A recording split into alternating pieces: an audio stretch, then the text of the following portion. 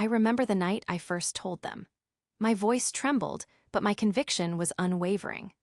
I had poured my heart into every word, describing my dream, an improbable dream that no one in my family considered anything more than a childish fantasy.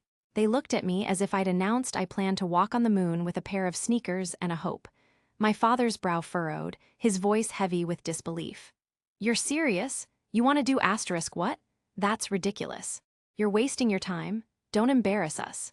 My mother's eyes flashed with disappointment, the kind that cuts deeper than words.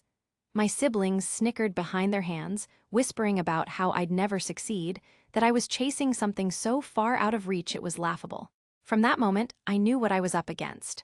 The world, my family, they all believed I was chasing a fool's errand. Their mocking, their dismissiveness, they tried to drown my dreams in cynicism. For a long time, I let their words settle inside me like stones in my stomach. I conformed, played it safe, buried the fire that once burned fiercely inside.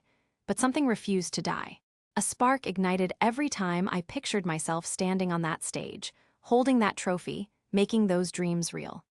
I couldn't shake the feeling that I was meant for more, that my purpose was beyond their narrow expectations. So I made a choice. I decided to leave behind the small comfort of their approval and forge my own path. It wasn't easy. The journey was brutal, months of sacrifices, nights of doubt, days when I questioned whether I'd ever break free from the chains of mockery and doubt. I faced rejection after rejection, my confidence battered but never broken. I worked tirelessly, pouring every ounce of myself into my craft, into my passion. Slowly, the world outside my family's shadow began to notice. Awards came, opportunities opened, and my name started to mean something. Years later, I stood on a stage in front of a packed auditorium, my heart pounding in my chest. I held that trophy, the one they said I'd never hold, the symbol of everything I fought for.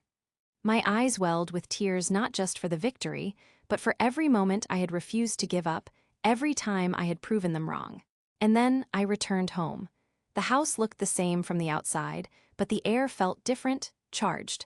I wondered how they would react, if they'd even recognize the woman I'd become.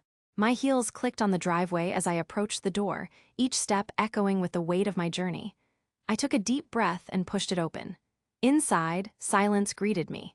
My family was gathered in the living room, my father, mother, siblings, all staring, mouths agape. They looked at me as if they'd seen a ghost. I could see the shock, the disbelief. They had no idea I had become this person. I held out the trophy, my voice steady, but filled with quiet strength. "Mom, Dad, I want you to see what your doubts couldn't contain. I am not who you thought I was. I am proof that dreams, no matter how ridiculous they seem, can come true." Their eyes darted from the trophy to my face, searching for some sign of the girl they once mocked. My father's jaw tightened, his eyes narrowing. My mother's hands trembled slightly, a flicker of recognition in her gaze. My siblings looked stunned, like they'd seen a stranger walk into their living room. Then I stepped closer.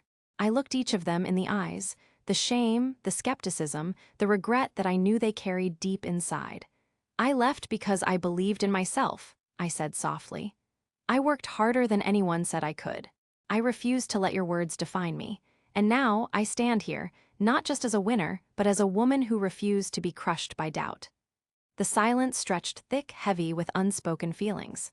My father finally broke it, voice rough with emotion. We never believed you'd get this far." I nodded, tears brimming but held back. "That's what makes this so important, because I proved you wrong. Not to hurt you, but to show you that your words don't control me. I hope you can see now that the only thing standing between me and my dreams was your disbelief. But I didn't let it stop me. I became who I was always meant to be."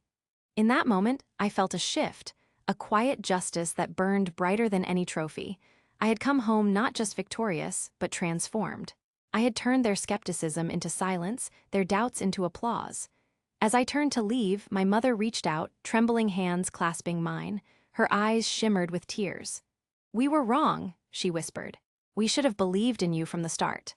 I squeezed her hand gently, a smile breaking through the tears. "It's never too late to believe. Just remember, sometimes you have to lose everything, your pride, your comfort, your assumptions, to find your truth." Walking out the door, I knew I had reclaimed myself completely. Every mocking word, every dismissive glance had fueled my fire. I had fought my way back to the home I'd once fled, not to seek forgiveness, but to show them what true strength looks like. And in that quiet, powerful reunion, I realized something profound. The greatest victory isn't the trophy I hold, but the fact that I refuse to let their doubts define my story. I am the author of my destiny now, and I am only just beginning.